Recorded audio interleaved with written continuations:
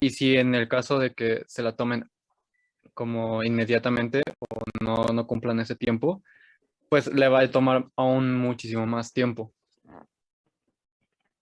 Más o menos. La realidad es que sí, inmunizarse, digamos, muy pronto puede agarrar a las células del sistema inmunológico adaptativa todavía en el proceso de maduración. Todavía están estudiando el antígeno, ¿no? Es como si ustedes apenas están acabando con un examen y les quiero hacer otro. Pues no, todavía no acaban ni de absorber ni madurar el primero. Entonces, la inmunidad adaptativa requiere tiempo. Entonces, incluso si pasara 1 o 2 meses, es una característica de la inmunidad adaptativa que tiene memoria. Y la memoria dura prácticamente toda la vida. Vamos a ver que es un proceso muy, muy eficiente. Ya vimos los antígenos. ¿Qué antígenos pueden reconocer la respuesta adaptativa? Bueno, principalmente proteínas, pero bueno, ¿cuáles son los tipos de antígenos? Recordando, exógenos, como pueden ser patógenos o pueden ser antígenos alimenticios, endógenos, como los de la microbiota, ¿no? Autoantígenos, que son los antígenos de nuestras células, nuestras proteínas.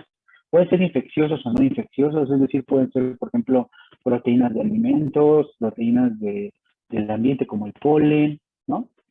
Se clasifican también por dependientes de T e independientes de T. Vamos a esto verlo cuando vemos respuesta de ese linfocitos T, pero hay algunos antígenos que no requieren, la respuesta inmunológica no requiere que el linfocito B nos ayude para reconocerlos. Vamos a ver este tipo de respuesta.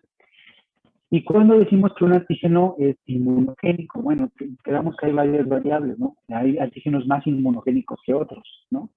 O sea, hay algunos que pueden decir una respuesta inmunológica más robusta y hay otros que van a ser prácticamente ignorados por el sistema inmunológico. Y esta inmunogenicidad va a depender de la familiaridad, es decir, qué tan parecidas son sus antígenos a nuestras proteínas. El tamaño, si es una molécula pequeña, pues obviamente no va a llamar la atención del sistema inmunológico. La complejidad química, por ejemplo, si tenemos una proteína ramificada y con un montón de carbohidratos, como es la proteína de espícula de SARS-CoV-2, esta proteína ni siquiera es familiar, es grandotota, es de las proteínas estructurales virales más grandes que conocemos, tiene un montón de carbohidratos pegados, si quieren vemos los cristales, las reconstrucciones tridimensionales, está muy, muy compleja.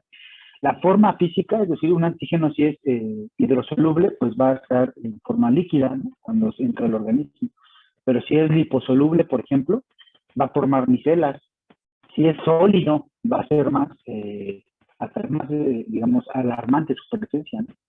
Y esto va de la mano también con la degradabilidad. Es decir, si el organismo puede metabolizarlo o eliminarlo rápido, ¿no? Si es un antígeno que permanece en el organismo mucho tiempo, puede ser más inmunogénico. ¿Sí? Bueno. Entonces, cuando veamos, bueno, los linfocitos reconocen a su antígeno a través de su receptor. Quedamos que el receptor de los linfocitos B se llama BCR o receptor de célula B por las siglas en inglés B-cell receptor. Y el receptor de linfocitos T se llama TCR por las siglas en inglés T-cell receptor. ¿De acuerdo? Entonces, las células B reconocen a través de su receptor directamente al antígeno. Mientras que los linfocitos T sí reconocen a su antígeno por su TCR, pero necesita que ese TCR sea presentado, ese antígeno sea presentado por una molécula de MHC. Es lo que vimos al inicio de la clase, ¿de acuerdo? Vamos a ver diferencias en los antígenos cuando vemos cómo activar. Ahorita estamos todavía en generalidades de la inmunidad adaptativa. El tipo de inmunidad adaptativa, cuando el sistema inmunológico adaptativo se expone a un antígeno, se conoce como inmunidad activa. Es decir, cuando su sistema inmunológico ve un antígeno nuevo, se va a activar, por eso es inmunidad activa, y va a gastar energía para inducir los mecanismos efectores. ¿Cuáles son los mecanismos efectores? Células plasmáticas, linfocitos T cooperadores, linfocitos T citotóxicos, ¿de acuerdo? Entonces, la inmunidad activa es en la que el sistema inmunológico gasta energía, ¿no? Hay inmunidad pasiva. por ejemplo, cuando la madre, durante la lactancia, transfiere anticuerpos al neonato.